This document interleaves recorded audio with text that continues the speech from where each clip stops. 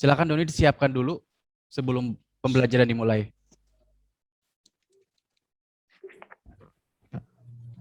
Sebelum memulai pelajaran, alangkah baiknya kita berdoa. Doa dalam hati mulai.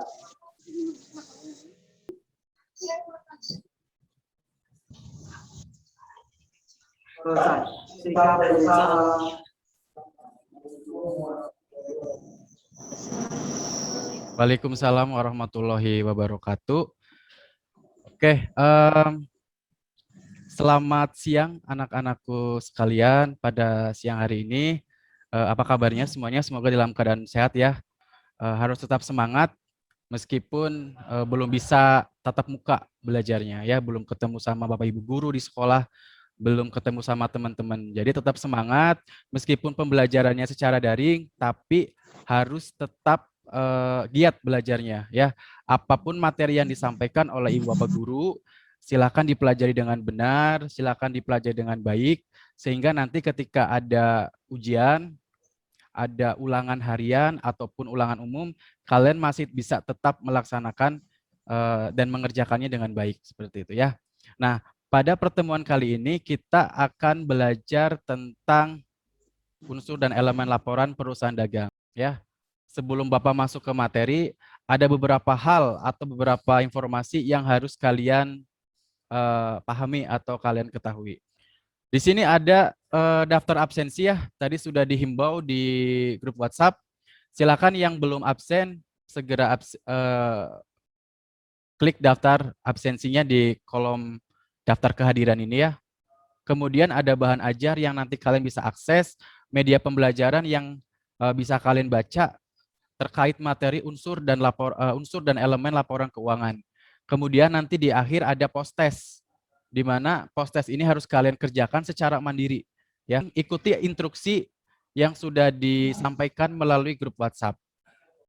Kita lanjutkan ke pokok pembahasan atau materi yang akan kita bahas pada hari ini. Apakah sudah terlihat di layar kalian media pembelajaran yang Bapak share? Sudah kelihatan belum, Don? Unsur dan elemen laporan keuangan ya. Ada kompetensi dasarnya. Yang pertama, kalian harus bisa menganalisis akun-akun untuk penyusunan laporan keuangan. Kemudian, menyusun laporan laba rugi, perubahan modal, neraca, dan arus kas. Jadi di sini sudah bisa tergambarkan bahwa laporan keuangan itu terdiri dari laporan laba rugi, perubahan modal, neraca, dan arus kas. Kemudian indikator pencapaiannya, ya. Indikator pencapaian dari materi yang akan kita pelajari pada hari ini adalah yang pertama, menganalisis laporan keuangan dan karakteristiknya, ya. Jadi kalian harus bisa memahami apa itu laporan keuangan, bagaimana karakteristiknya. Kemudian yang kedua, menganalisis unsur dan elemen dalam laporan keuangan. Ya, jadi kalian harus bisa menganalisis apa itu sih unsur-unsur dan elemen dalam laporan keuangan. Kemudian yang ketiga, kalian harus bisa menerapkan laporan keuangan. Bagaimana cara menghitung laporan keuangan, bagaimana cara menerapkan laporan keuangan. Ya, kita pelajari bersama pada hari ini. Kayak tujuannya tadi sudah Bapak sampaikan ya. Kalian harus bisa menganalisis laporan keuangannya. Serta ruang lingkup, termasuk karakteristiknya, unsur-unsurnya, dengan tepat dan benar. Ya, jadi jangan sampai salah, jangan sampai ada miskonsepsi dalam pembuatan laporan keuangan. Kita lanjutkan. Nah, oke. Dari KD kompetensi dasar, tujuan, mungkin dari kalian ada yang ingin ditanyakan terlebih dahulu sebelum kita masuk ke inti pembahasan pada hari ini.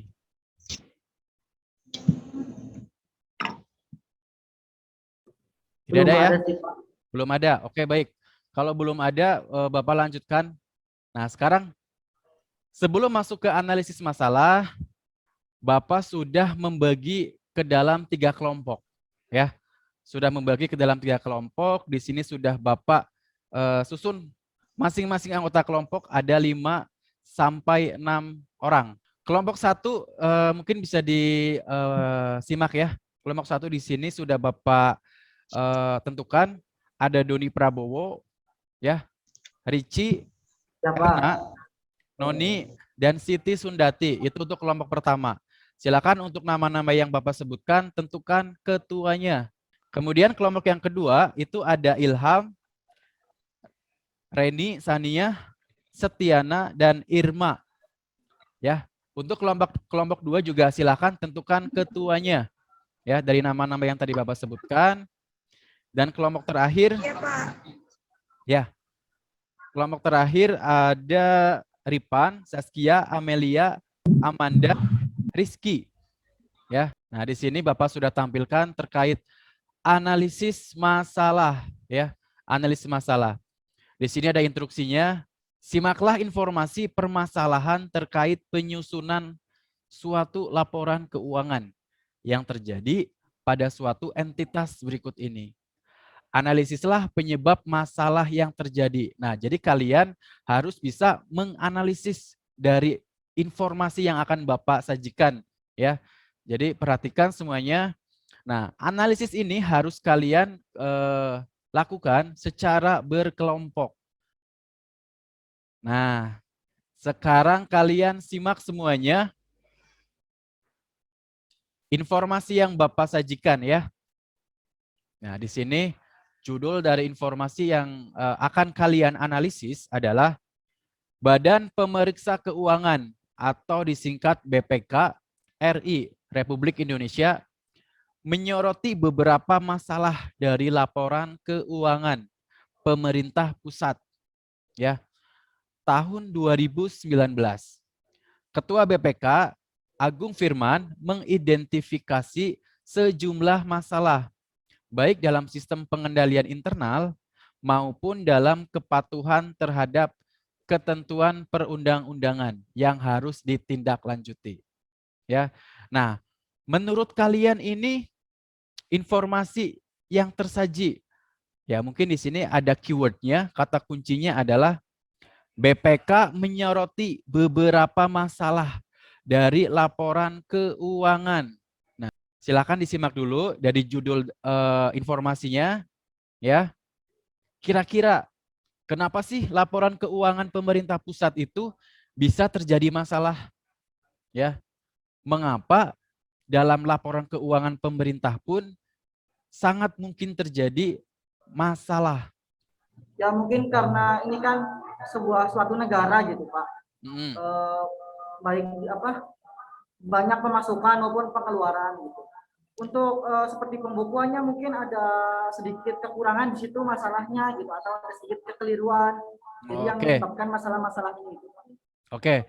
Menurut Dodi itu ada kekeliruan, ada kekurangan terkait penyajian laporan keuangannya. Saya mau menjawab. Oke, mangga. Boleh, Pak? Boleh, bagus. Menurut Zaskia seperti apa? Kenapa bisa terjadi masalah? Karena akuntan kurang memahami komponen dan unsur-unsur laporan keuangan seperti akun dan nilai nominal. Oke. Sekian, Pak. Menurut Zaskia, karena pemerintah atau bagian akuntannya yang membuat laporan keuangan kurang memahami elemennya atau unsur-unsurnya, ya. Oke, mungkin kalian nanti berdiskusi dulu bersama anggota yang tadi Bapak bagi, ya. Dari materi yang sudah kalian baca, otomatis kalian seharusnya sudah bisa menganalisis sehingga Bapak ingin kalian mempresentasikan hasil dari analisisnya yang sudah Bapak instruksikan. Nah, di sini studi kasusnya sudah jelas, ya. Kalian sudah baca semuanya di WhatsApp group dan sudah didiskusikan melalui kelas kecil dari masing-masing grup kelompoknya. Siap untuk presentasi? Siap, Pak.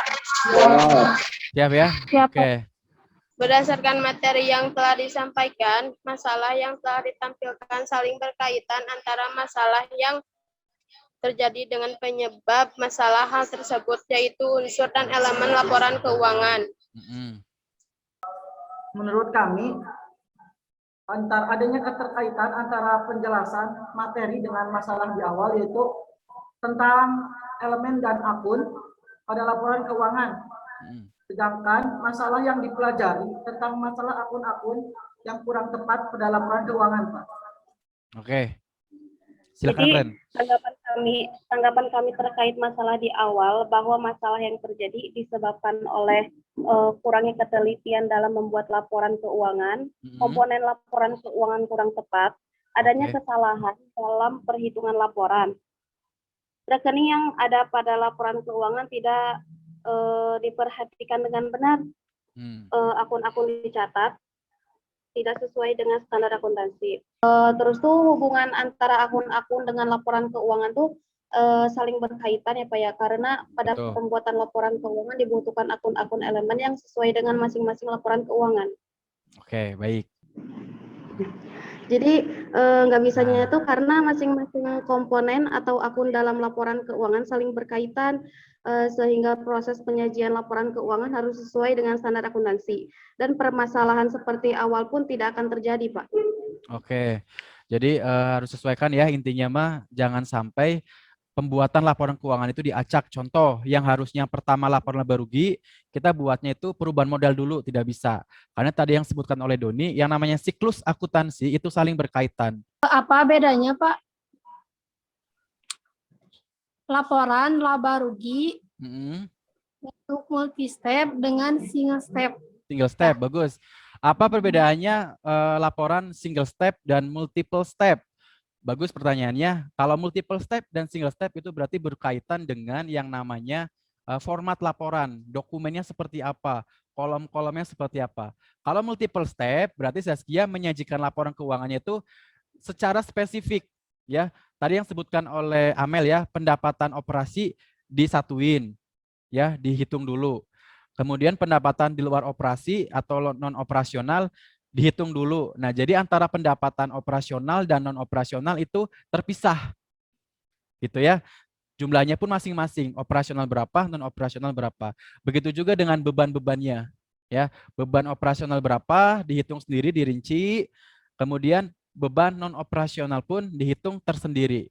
Gitu. Jadi spesifikasinya itu memang benar-benar disajikan dalam format multiple step. Kemudian kalau single step, semua pendapatan disatuin, ya, baik non operasional ataupun operasional. Begitu juga penyajian beban operasional dan beban non operasional itu disatuin. Jadi semua beban itu dihitung disatuin. Itu namanya single step. Jelas, Saskia? Oke. Jelas, Pak. Oke, terima kasih yang sudah bertanya. Kesimpulan pada hari ini adalah bahwa yang namanya laporan keuangan itu disajikan harus sesuai dengan prinsip laporan keuangan atau prinsip standar akuntansi keuangan. Tidak boleh diacak, kemudian elemen-elemennya pun, komponen-komponennya, akun-akunnya atau rekening-rekeningnya harus sesuai sehingga tidak terjadi masalah seperti yang di awal ya. Tetap semangat anak-anakku sekalian, tetap rajin belajarnya meskipun musim pandemi seperti ini. Tetap semangat, jaga kesehatan. Mudah-mudahan kita bisa bertemu tatap muka setiap hari ya, pandemi ini secara berakhir. Amin ya. Mangga, terima kasih. Sebelum Bapak akhiri, mungkin ketua kelasnya segera menutup ya dengan bacaan doa terlebih dahulu. Silakan Doni sebagai ketua kelasnya. Oke. Sebelum menyelesaikan pembelajaran, alangkah baiknya kita berdoa. Berdoa dalam hati, mulai.